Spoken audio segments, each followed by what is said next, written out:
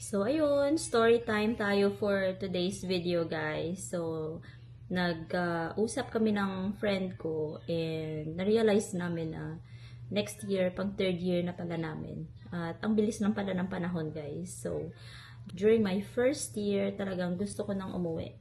Yung sinasabi kong tatapusin ko lang ang taon na to, tapos uwi na ako. And then, parang after ng school year, parang naisip ko, well, I made it through and nakaya ko lahat ng mga challenges. So, why not try again? Tapos, hanggang third year lang.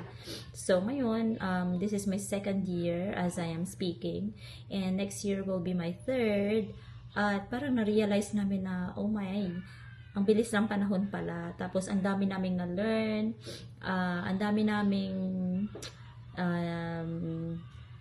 natutunan. Yun nga, na-learn. And parang hindi mo na mamamalayan na ang bilis lang pala ng panahon.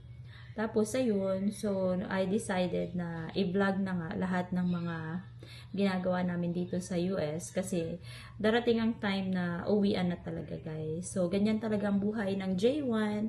So, 3 years contract lang kami dito with extension of 2 years. So, maximum of 5 years lang talaga kami.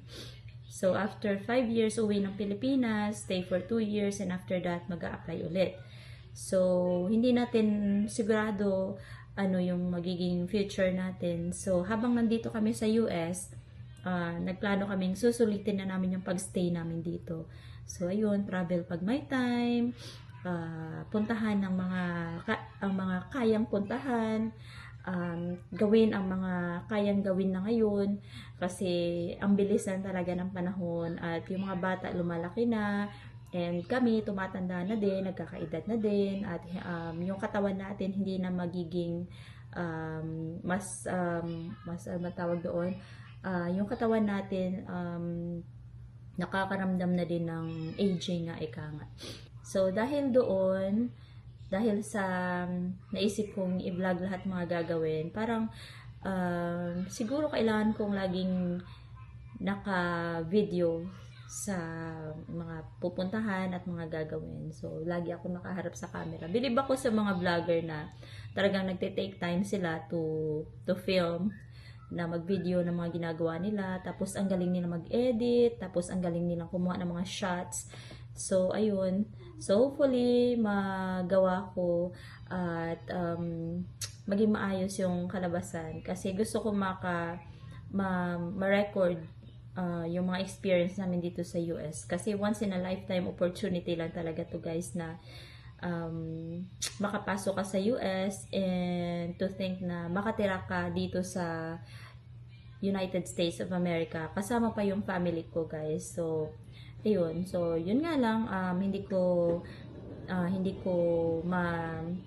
mapapunta dito yung mga parents ko kasi nga sobrang mahal, guys. Possible naman siya kung gugustuhin.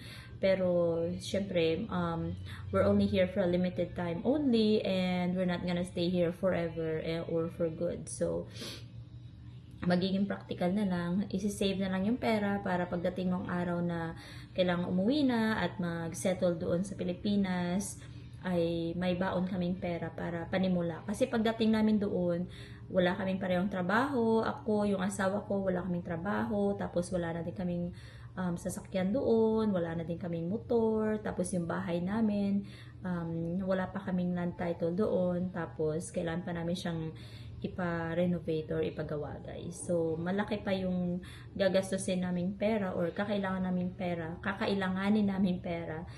And as of now, yung mga loan namin sa Pilipinas, hindi pa talaga siya bayad, guys. Hindi pa siya fully paid. And also, yung mga credit cards namin dito, hindi pa din siya fully paid. So, may mga kailangan pa din talagang bayaran, guys. And malaki-laki pa siya. Mahigit pa siya, kalahating milyon. Kaya, malayo na, pero malayo pa talaga, guys. So, ayun. So, awa ng Diyos, pinapipray lang namin na maging healthy kami dito, maging safe lang palagi, kasi wala naman kaming pamilya dito, kundi kami lang na mag-asawa, at saka yung baby namin. So, ayun. Hopefully, maging maayos ang lahat hanggang sa matapos yung contract namin dito, guys. Masayang experience yung yung nangyari sa amin dito sa US, guys. So, once in a lifetime experience. Para siyang dream come true talaga.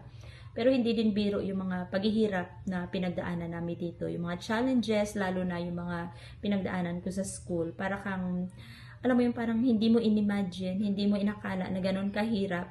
Tapos, hindi mo din akalain na you'll make it through. So, talaga iba talaga yung nagagawa ng faith, guys, and perseverance. So, yun nga, pasalamat ako at nakaya ko.